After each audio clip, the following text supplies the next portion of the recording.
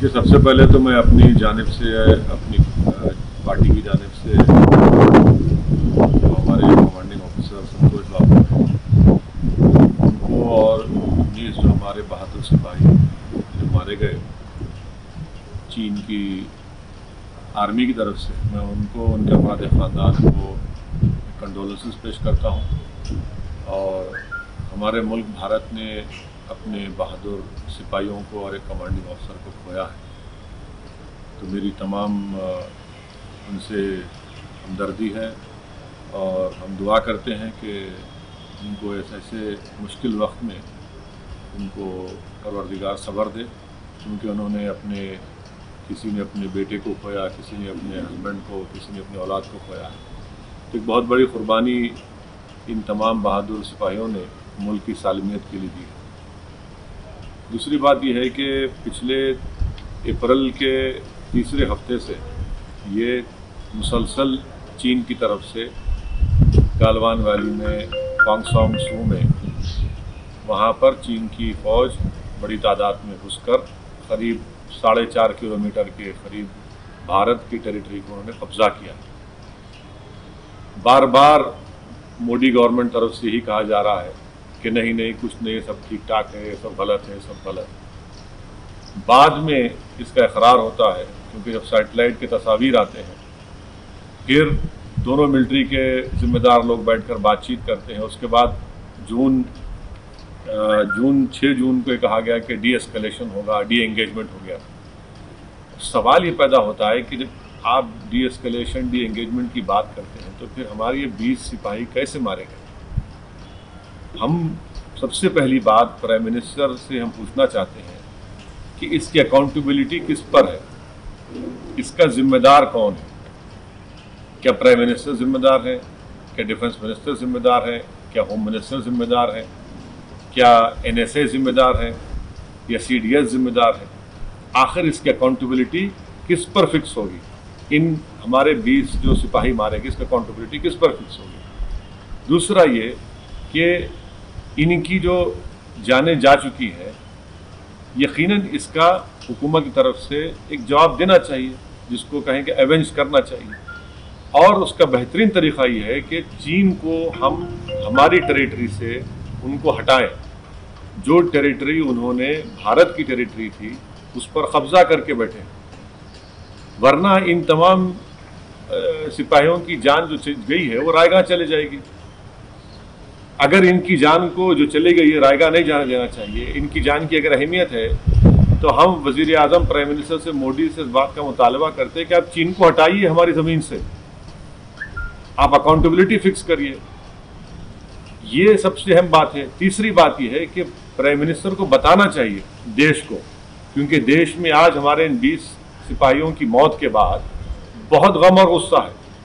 देश ये जानना चाह रहा है कि चीन ने आखिर कितनी हमारी ज़मीन पर कब्जा किया है। बताती क्यों नहीं सरकार ये? भाई डी एस्केलेशन, डी एंगेजमेंट हो रहा है, तो फिर आप कितनी ज़मीन पर चीन ने कब्जा किया? चीन ने तो अपने इलाके में आर्टिलरी भी लगा दी है। इसका क्या मतलब है? बंकर्स बना रहा है जहां पर कब्जा किया है उसने। तो प्राइम मिनिस्टर को ये बताना चाहिए कि चीन ने हमारी कितनी ज़मीन पर अंदर घुसकर कब्जा किया है।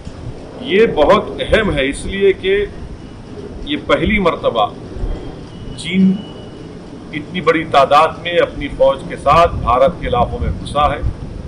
करीब 40 साल के बाद बगैर गोली चले हमारे सिपाहियों को मार मार कर इनकी जान ले ली गई है। तो प्रधानमंत्री को बताना पड़ेगा। कैजुअलिटी उधर भी हुई है सर।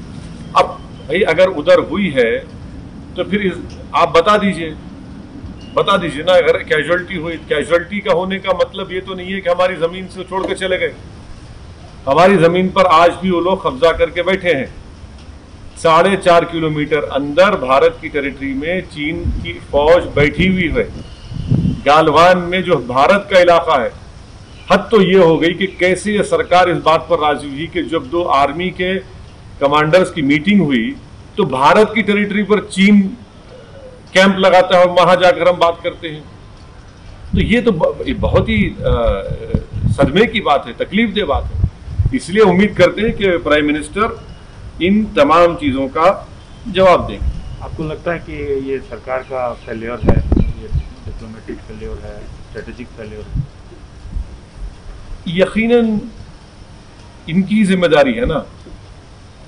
जब आपको तमाम रिपोर्ट्स मिल रही थी कि चीन की आर्मी गलवान में, पोंगसोन सू में, हमारा इलाका है, वहां पर ये लोग दाखिल हो रहे हैं, हमारी टेरिटरी पर आ रहे हैं, तो फिर जिम्मेदारी किसकी है? फिर ये क्यों इतनी खामोशी है? वजीर प्राइम मिनिस्टर कहते हैं कि हम खामोश नहीं बैठेंगे प्रोवोक अगर करेंगे। सर वो तो हमारे 20 लोगों की जान ले चुके हैं, हमारी भारत की टेरिटरी पर कब्जा कर चुके हैं। सरकार इसके बारे में क्या करने वाली है? और ये भी बताना चाहिए मोदी सरकार को कि क्या चीन की पास हमारे अभी कोई फौजी है उनके कब्जे में, उसका नंबर बताएं। वे बताते क्यों नहीं देश को? आप कब तक छुपाएंगे? आप लोग छुपा छुपा के तो आज ये नौबत आ गई कि आज हमारे 20 सिपाहियों की मौत होगी। सर ये भी कहा जा रहा है कि ऐसे समय पे सरकार के साथ खड़े होने की ज़रूरत है, और आप जैसे सियासतदान नींद में निकाल रहे हैं। बिल्कुल नहीं, मैं तो आज भी सरकार के साथ खड़ा हूं। मैं तो सरकार से ये पूछ रहा हूं कि हमारी कितनी जमीन पर चीन ने कब्जा किया। पहले तो सरकार ने कहा कि कुछ नहीं हो रहा है, सब ठीक ठाक है, चंगासी कहा। बाद में मालूम हुआ कि भाई इन्होंने कब्जा कर लिया। तो भाई कितना जमीन पर कब्जा किया बताए ना देश को।